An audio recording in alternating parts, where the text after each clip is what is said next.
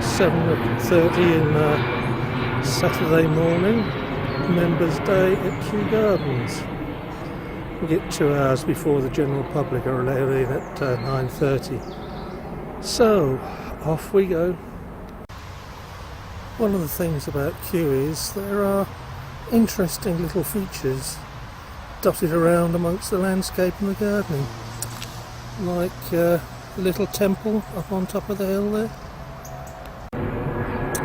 Right, moved round to what can be one of the more interesting parts of the garden, the order beds.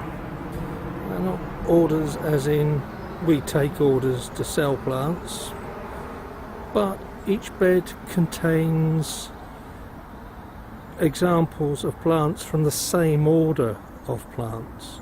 Sometimes they look very different, sometimes the commonality is obvious, but scattered around there are interesting bits, and it can be quite interesting just to wander around and compare how tropical and subtropical plants of the same family can look very different.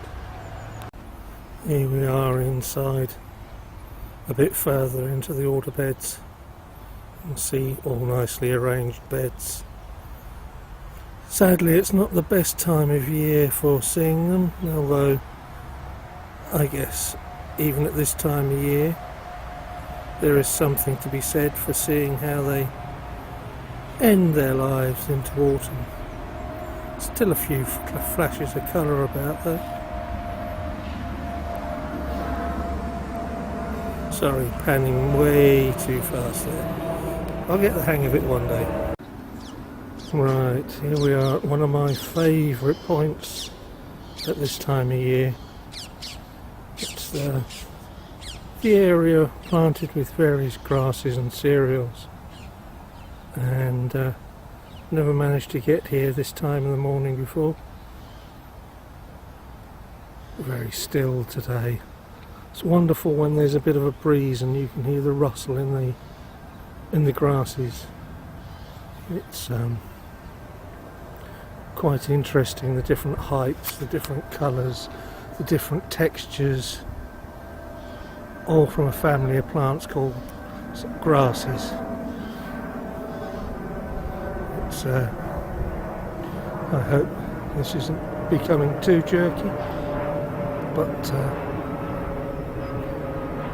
hello, I've got some other enthusiasts around here.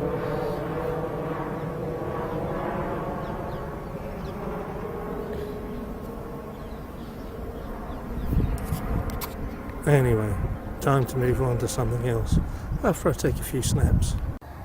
This is kind of fun. It's probably about 8:30 now, an hour after they opened, and Kew Gardens is unnaturally quiet. If it wasn't for the blasted jets going over as they approach Heathrow. I'm just wandering up from the grasses area to one of my other favourite spots. It's quite peaceful. Most other people who come in seem to be sticking to the main paths and visiting predictable areas. Well, it's about 10 to 9, another 40 minutes and the public will be swarming in. Which is difficult to say it's a quiet morning here with the aircraft going over Heathrow 4 or 5 miles to the west, sort of means that we're directly under the approach path, and Heathrow being very busy. Every, I don't know, minute, 90 seconds, 2 minutes at max, there's another great noisy bird goes over. I'm actually just walking along one of my favourite sections, or what used to be, called Rhododendron Dell. At the right time of year it's a riot of colour, and this is where I used to meet up with the golden pheasants. Sadly, I think the golden pheasants have gone the way of the fox. I did see one guinea fowl earlier, which I fed some seeds and took a few photographs of. Forgot about the camera video. Never mind. I'm off to the main lake now to see what's going on over there. Not a great deal, I suspect.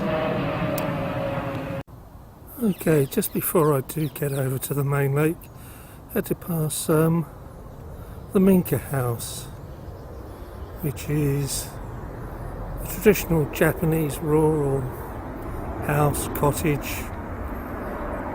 It was disassembled in Japan, brought over here and reassembled in this part of the gardens, which is also home to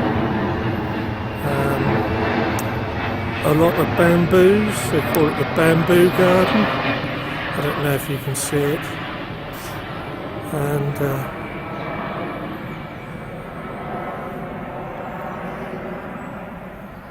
inside, I think it's probably too dark to get any pictures, but I'll go and have a look.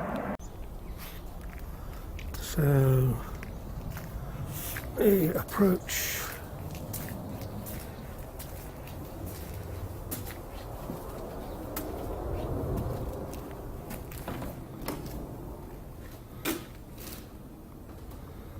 a little exhibition about silk weaving.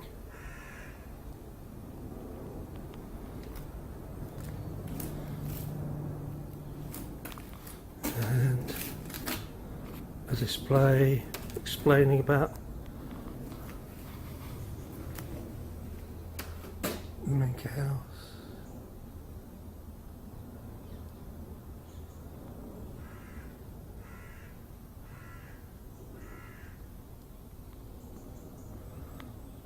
I don't know if you're going to be able to see that.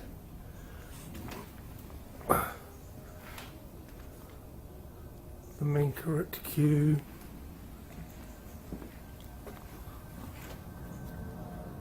Bamboo and silk.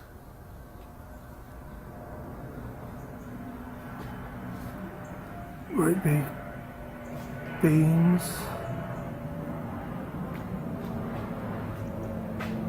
Salted mortise and tenon and all sorts of other stops. Anyway, off to the main lake.